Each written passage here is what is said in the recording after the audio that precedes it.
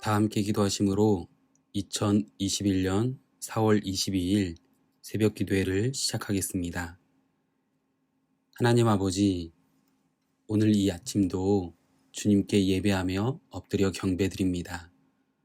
이 세상의 그 어떤 것도 우리에게 참 만족과 행복을 주지 못하지만 하나님 안에서 우리가 만족할 수 있음을 알기에 목마른 우물가의 여인이 생수를 마신 것처럼 이 시간 주님의 말씀 앞에, 임재 앞에 우리가 무릎 꿇으며 주님의 임재와 말씀을 갈망합니다.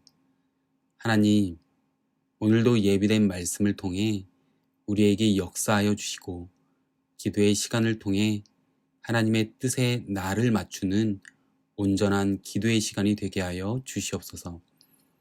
이 시간을 온전히 주님께 의탁합니다. 온라인으로 드려지는 예배이지만 온전히 하나님께 드려지는 예배가 되게 하여 주시옵소서. 예수님의 이름으로 기도합니다. 아멘. 다 같이 찬송가 35장, 큰 영화로신 주, 동일 찬송가 50장 함께 찬송하시겠습니다.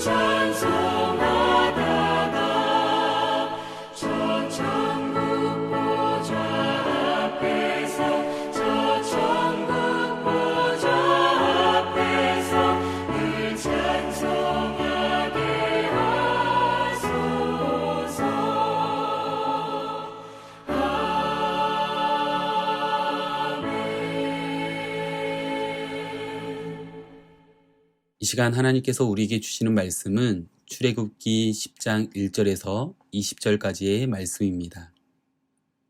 여호와께서 모세에게 이르시되 바로에게로 들어가라. 내가 그의 마음과 그의 신하들의 마음을 완강하게 함은 나의 표징을 그들 중에 보이기 위함이며 내게 내가 애굽에서 행한 일들 곧 내가 그들 가운데에서 행한 표징을 내 아들과 내 자손의 귀에 전하기 위함이라. 너희는 내가 여호와인 줄을 알리라. 모세와 아론이 바로에게 들어가서 그에게 이르되 히브리 사람의 하나님 여호와께서 말씀하시기를 내가 어느 때까지 내 앞에 겸비하지 아니하겠느냐. 내 백성을 보내라. 그들이 나를 섬길 것이라. 내가 만일 내 백성 보내기를 거절하면 내일 내가 메뚜기를 내 경내에 들어가게 하리니 메뚜기가 지면을 덮어서 사람이 땅을 볼 수 없을 것이라.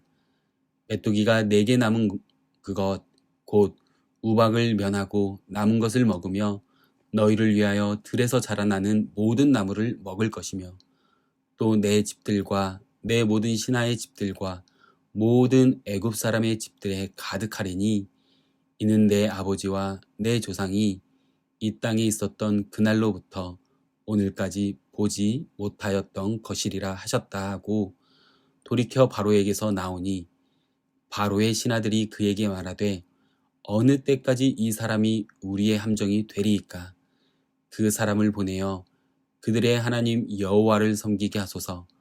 왕은 아직도 애굽이 망한 줄을 알지 못하시나이까 하고 모세와 아론을 바로에게로 다시 데려오니 바로가 그들에게 이르되 가서 너희의 하나님 여호와를 섬기라.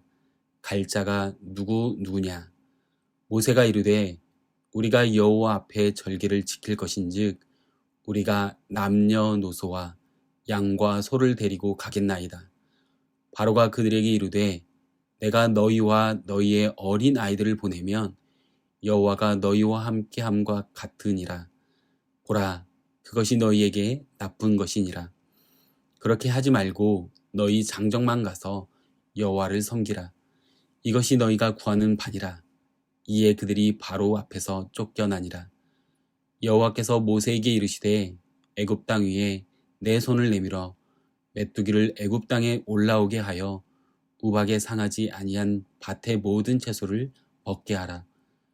모세가 애굽 땅 위에 그 지팡이를 들매 여호와께서 동풍을 일으켜 온 낮과 온 밤에 불게 하시니 아침이 되매 동풍이 메뚜기를 불어 들인지라. 메뚜기가 애굽 온 땅에 이르러 그 사방에 내림에 그 피해가 심하니 이런 메뚜기는 전에도 없었고 후에도 없을 것이라. 메뚜기가 온 땅을 덮어 땅이 어둡게 되었으며 메뚜기가 우박에 상하지 아니한 밭의 채소와 나무 열매를 다 먹었으므로 애굽 온 땅에서 나무나 밭의 채소나 푸른 것은 남지 아니하였더라. 바로가 모세와 아론을 급히 불러 이르되 내가 너희의 하나님 여호와와 너희에게 죄를 지었으니 바라건대 이번만 나의 죄를 용서하고 너희의 하나님 여호와께 구하여 이 죽음만은 내게서 떠나게 하라. 그가 바로에게서 나가서 여호와께 구하매 여호와께서 돌이켜 강렬한 서풍을 불게 하사 메뚜기를 홍해에 불어넣으시니 애굽 온 땅에 메뚜기가 하나도 남지 아니하니라. 그러나 여호와께서 바로의 마음을 완악하게 하셨으므로 이스라엘 자손을 보내지 아니하였더라. 아멘. 오늘은 8번째 재앙인 메뚜기 재앙입니다. 우리는 지난 토요일부터 바로와 애굽에 내려지는 재앙을 함께 보고 있습니다. 하나님께서는 모세와 아론을 통해서 바로에게 이스라엘 백성을 애굽에서 내보낼 것을 이야기하지만 바로는 어떠합니까? 계속해서 하나님의 심판이 재앙으로 바로에게 보여지지만 바로는 이것에 연연해 하지 않습니다. 마음이 완강해져서 그가 이스라엘 백성을 떠나보내려 하지 않습니다.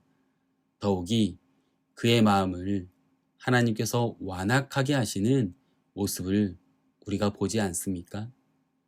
그런 가운데 계속되어지는 재앙으로 인해서 바로가 이스라엘 백성을 보내주려 하지만 금세 다시 마음이 바뀌어서 보내지 않습니다.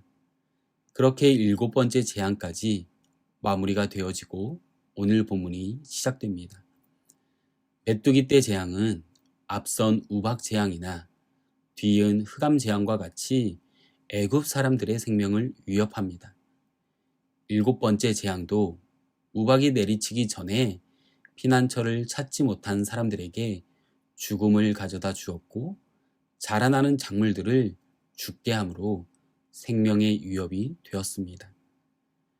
이제는 이런 상황에서 메뚜기 재앙을 통해서 우박 재앙으로 그나마 살아남은 모든 작물들을 먹어치우게 되는 사건을 접하게 됩니다.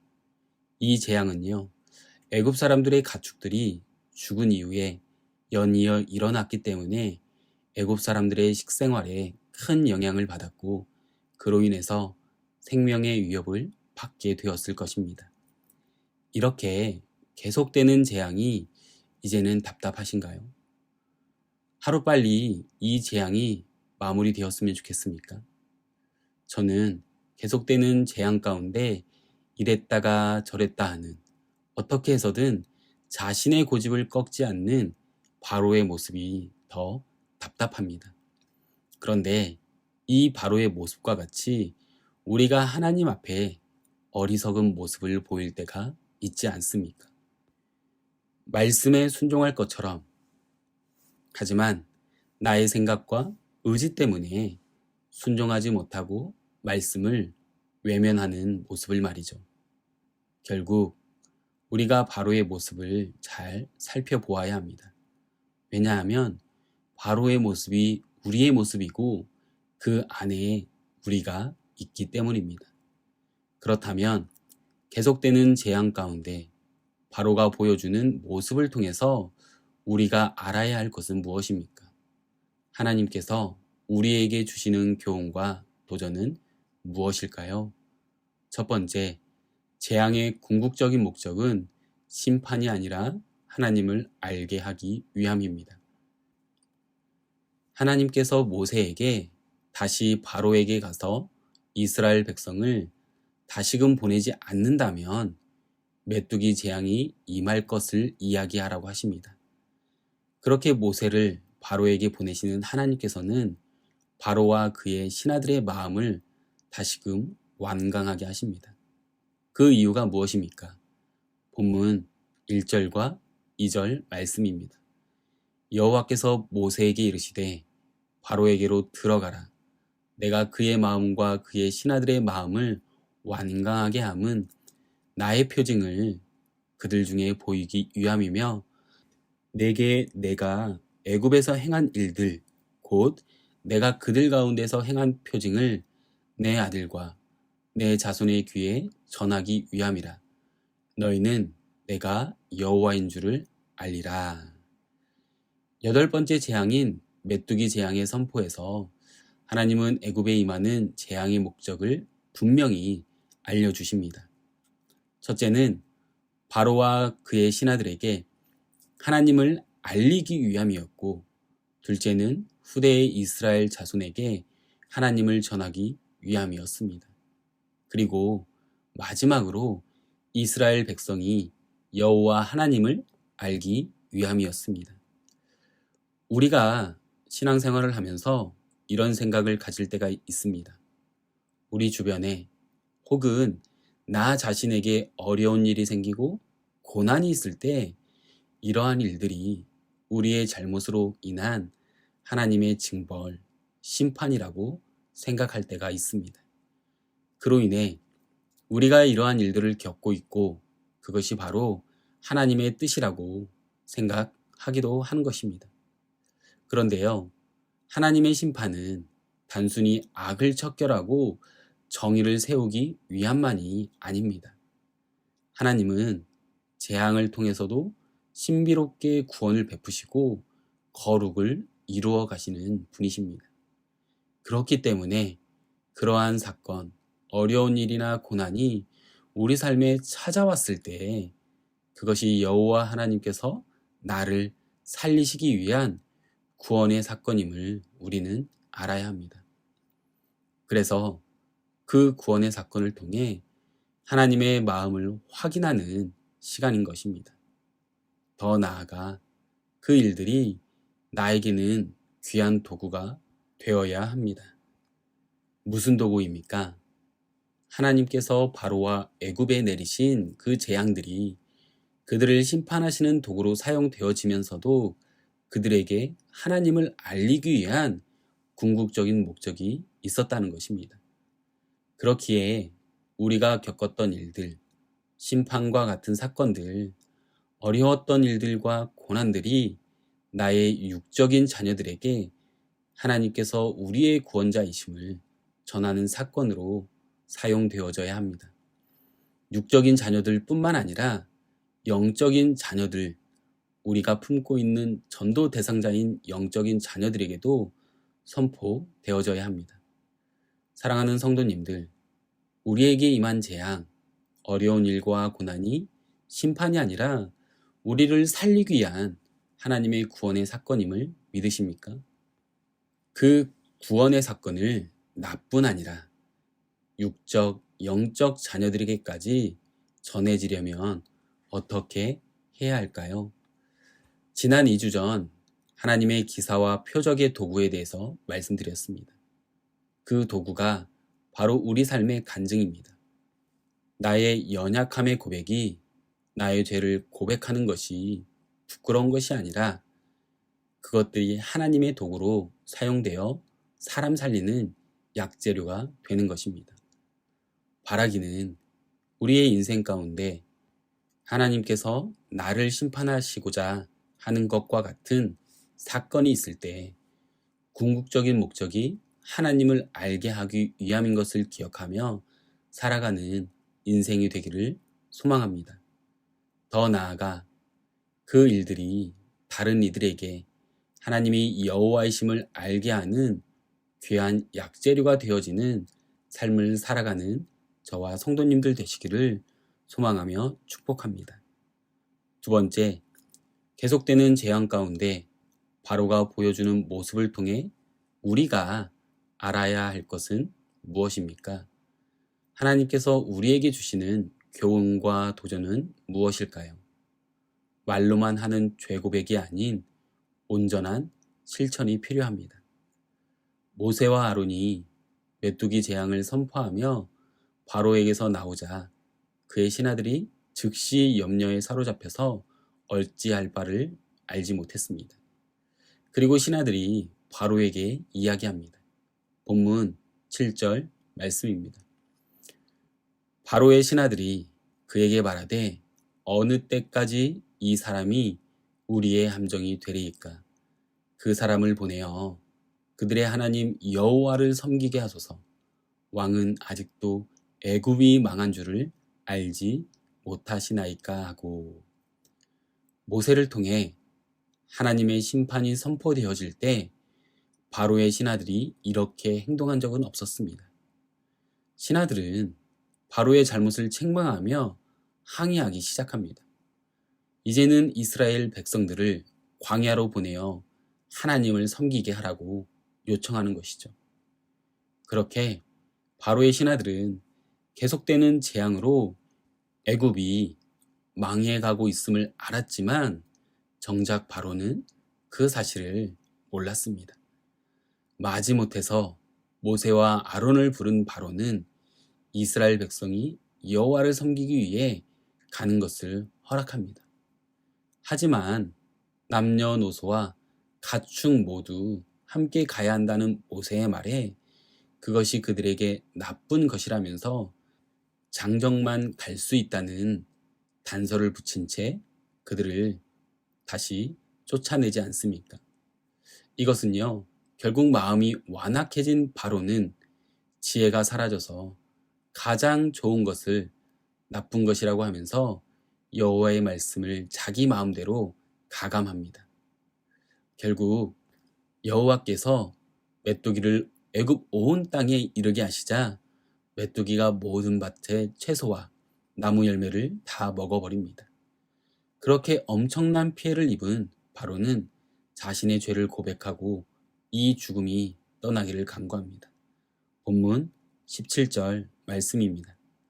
바라건대 이번만 나의 죄를 용서하시고 너희의 하나님 여호와께 구하여 이 죽음만은 내게서 떠나게 하라.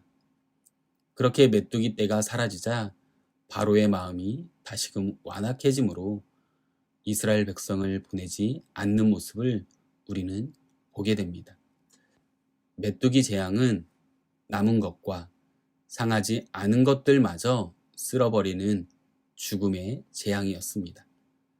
이처럼 내게 남은 것과 상하지 않은 것을 믿고 하나님 앞에 겸비하지 않는 것은 죽음을 불러옵니다. 이 죽음에서 완전히 자유하기 위해서는 바로와 같이 고집을 부려서는 안 됩니다.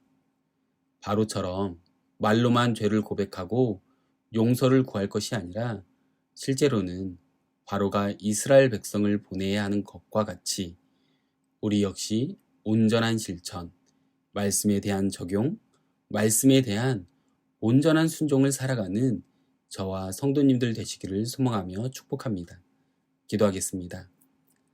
하나님 아버지, 바로와 애굽을 향한 계속되는 하나님의 재앙 가운데 바로가 보이는 모습이 그저 바로의 문제가 아니라 지금을 살아가는 우리 자신이 가지고 있는 문제임을 보게 됩니다.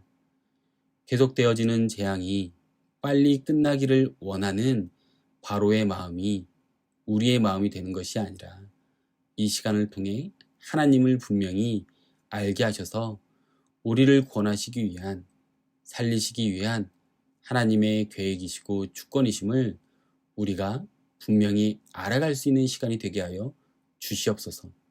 또한 우리의 자녀들, 육적인 자녀, 영적인 자녀들에게도 정말 하나님이 여호와이심을 알아갈 수 있도록 우리가 우리의 삶을 통해 간증하며 전하는 자들이 되게 하여 주시옵소서.